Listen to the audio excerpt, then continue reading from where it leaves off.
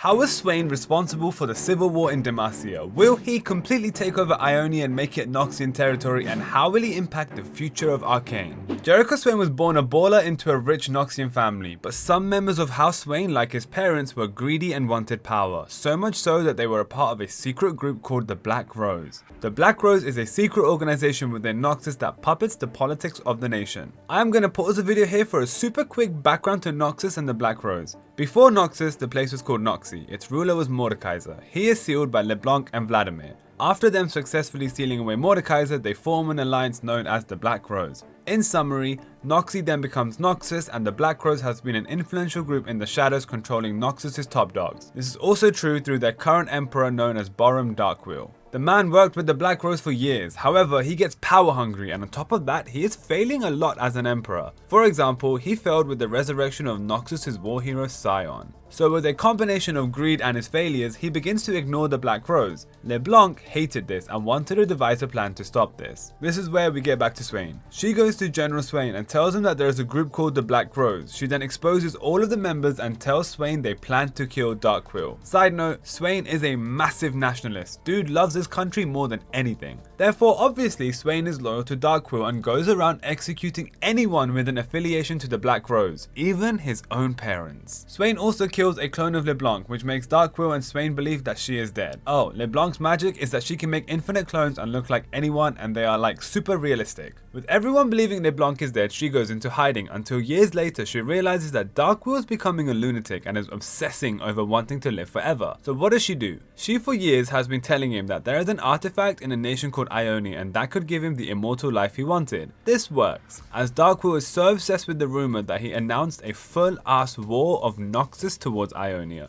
This is deep, because not only is the war not needed, but currently some of Noxian troops are still fighting in Demacian territory. Regardless, Darkwheel announces the war into Ionia. Leblanc also convinced him to send General Swain to the front line. And peoples, in case you don't know of Ionia, it's a nation with magic everywhere. There is a literal spirit world in Ionia and the culture is about peace, unlike Noxus that just wants war. The war is big and breaks into many battles, but for this video I'm just gonna focus on Swain's battle in Ionia. Swain gets sent to the Placidium. This is where the supposed artifacts are for Darkwheel. Swain and his boys find these artifacts and send them back to Noxus through sea. However, after Swain does this, he needs Darkwheel to help him, but Darkwheel snakes Swain and kinda leaves him there to die. And low-key, this is what happens, as there is a young girl called Irelia who is creating a resistance group to fight Swain. She fights Swain and is able to cut his arm off and almost kill him. And I say almost, as when Swain is left to die, he is approached by a raven that wants to feed on his body. Swain doesn't let the bird eat him and makes eye contact with the raven. And through looking into the raven's eyes, Swain is able to see how Darkwheel created this war for his own greed, how Leblanc manipulated him into doing all of this, and how she wanted Swain to be killed in Ionia.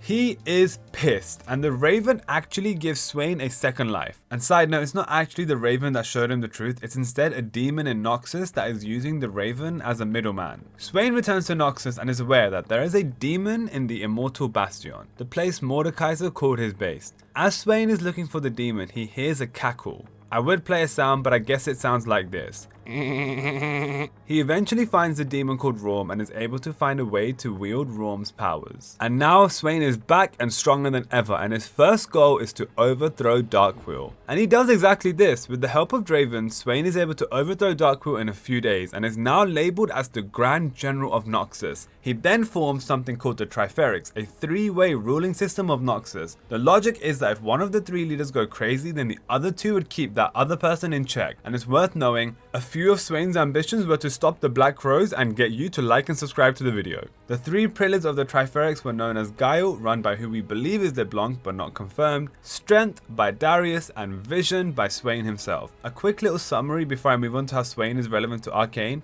But he hired an assassin called Katerina to assassinate Jarvan III, a king of Demacia. This is deep, as the Demacians believe it is someone called Silas who assassinated the king, and this is a big spark to what causes the mage versus non-mage's civil war in Demacia. For more on that, watch the video in the description. He also initiates a second invasion on Ionia after Darkwheel failed the first one, and so far all we know about this invasion is that resurrected Scion is at the front line. But this one is different, as Swain is a smart man and only cares for Noxus' victory.